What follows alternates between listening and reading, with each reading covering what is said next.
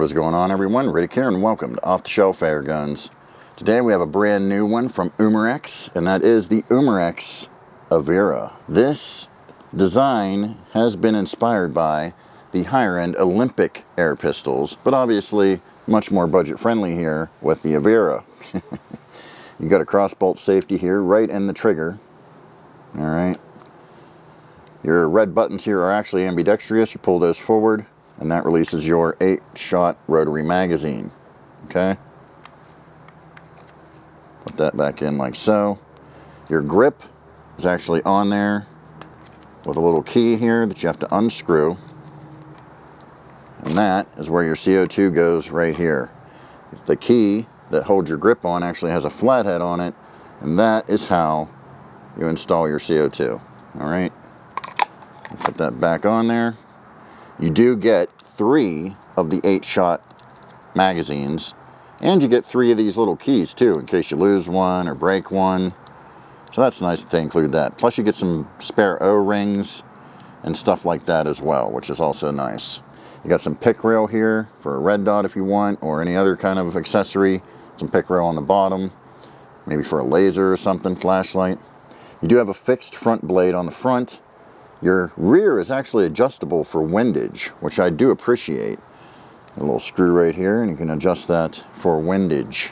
So, very, very cool. Now, you might be looking at this and saying, why does that look familiar? Well, if you've seen the Artemis CP400, that would be why. In order for us here in America to get any of the Artemis stuff, unfortunately, we either have to import it or hope that one of these US-based companies tweaks it and makes it their own and then brings it over. So that's kind of what happened here, and it's happened multiple times in the past with Diana and things like that. Very nice, and very nice for ambidextrous if you're lefty or righty. Fits very nicely no matter what, and so that's a really good thing there. I do like that. It is an all polymer body, but it's rock solid. Okay, so there you go. And without any further ado, let's get started. Here we go.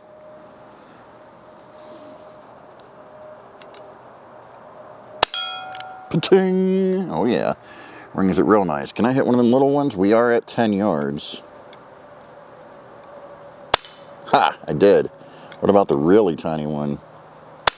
Oh my goodness. That was good. I did not expect to hit that. Alright. Boom. Rings out real nice. I like that. Let's do one more. One more little plinker. Plink. Alright, so they claim upwards of 380 FPS with this. Of course, we are going to find out what it's really doing. Since this is 177 caliber, I'm going to be using my Caldwell chronograph. Normally I use my FX one, but it doesn't really like 177 caliber. So for 177 cal going forward, we're going to use the Caldwell because it just recognizes the 177 caliber a lot better. Alright, we're all set up here with the chronograph, ready to see what it's doing. And we will be using the Vogel USA wad cutter sport pellets. These are 8.1 grain. Alright. So I have some other pellets out here, but we'll do a standalone chronograph test to really deep dive. So right now we're just going to use these, the Vogels, and they are 8.1 grain. Let's see what we're getting out of these bad boys through the chronograph. Here we go. How about an error? Let's try that again. There we go. 350. 350. Okay.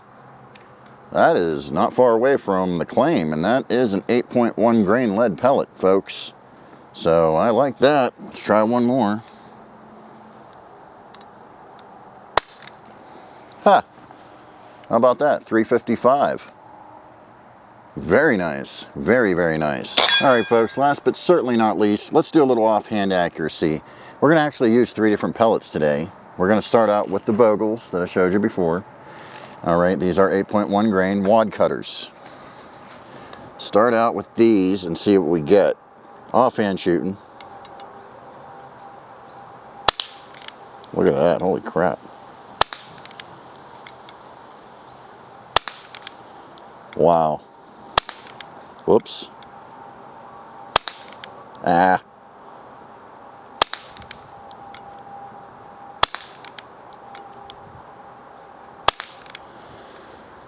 Okay. Was not expecting that to be as good as it was. That is crazy. Now we're going to move on to what I have here is, whoops, let me get in there. Next we're using the Crosman hollow points. That's what we got up next, 7.9 grain. Let's see what they're doing. Here we go. Whoa. There we go.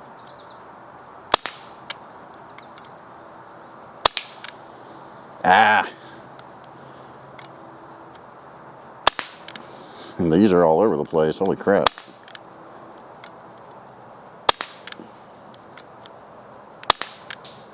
They're settling in now. Might have been a couple bumpkus ones there. It's alright. Not sure about those in this. Alright, last but certainly not least, let's go and see what we got with the JSB Exact Diablo 8.44 grain.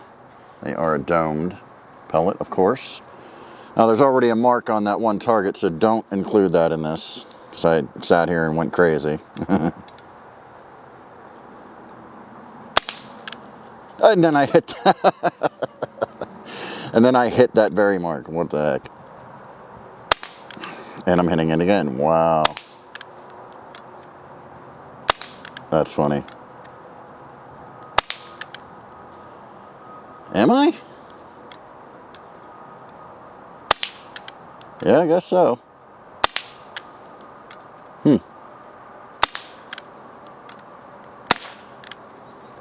Well, sir. Not what I expected at all. Huh. Not what I expected at all from those JSBs. That is crazy. Maybe it was a fluke? I don't know. That was kind of strange. It really likes the Vogels. And just for the giggles of it all, let's try these JSBs one more time, because that is very bizarre to me. Let's try these JSBs one more time, right on that same target, because that is just crazy to me.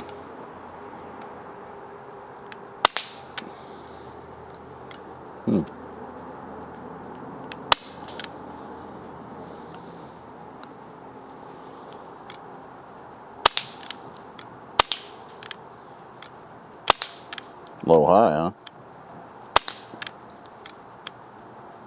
They're hitting. Yeah, they're just...